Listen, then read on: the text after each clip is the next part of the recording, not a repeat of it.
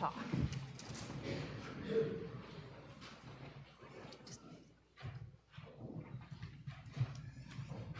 I think up here, thank you. I'll try not to burst into flames by this campfire. Thanks. Sure, thank you very much. Hello, Oscar. Nice to see you. Good morning, everyone. Now, I'm reaching into my bag of goods here, and I'm wondering if anyone is put in mind of what this might be. What do you think that might be? Anyone? Chalice. Hands up if you think it's a chalice. It is actually a tennis trophy. I thought, when I was at a thrift store in Victoria last week, I thought that that was a chalice from a home communion set, and I said, oh, isn't that lovely? And then I looked at it, and it says it's the Donalda Winter Tennis Runner-Up 1980-81 for ladies senior singles. But I thought it could actually use it in a home communion kit. It would be quite handy. Anywho, it reminded me, as this chalice/tennis trophy reminded me of how we sometimes mix up the affirmations and love we get from the world and the affirmations and love we get from God. And it put me in mind. And by the way, I looked up the tennis club. It's actually back in Ontario. I looked up the name on the trophy. So this is 1980. I looked up the name on the trophy of the runner-up, and she died at the age of 90 in December.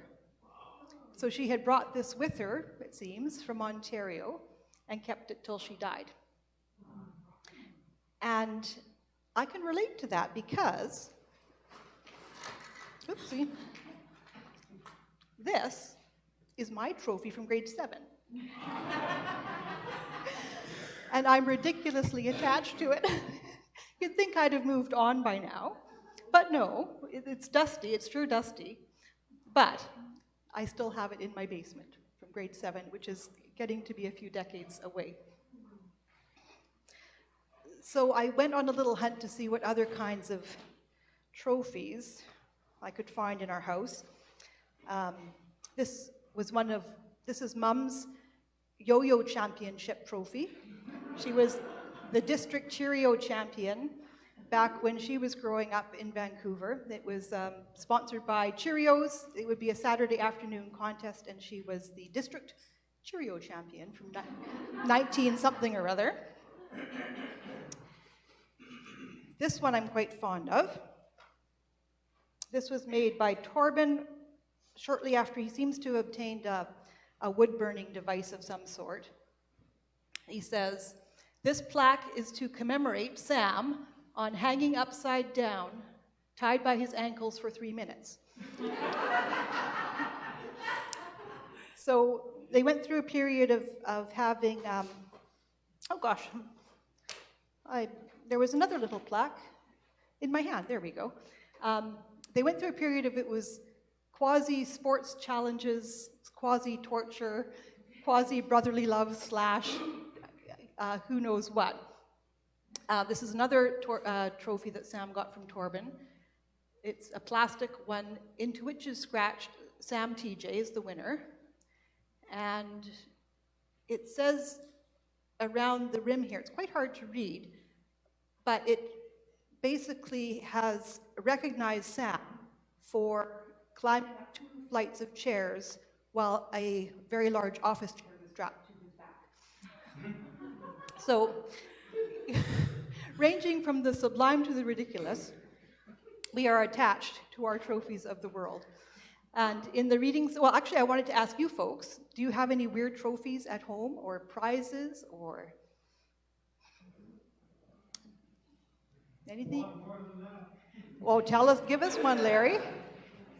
Tell us about a trophy.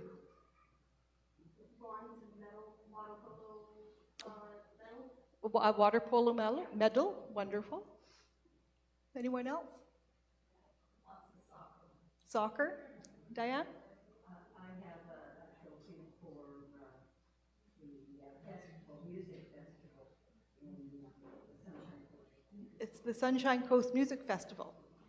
Wonderful. Vilna, is that a hand?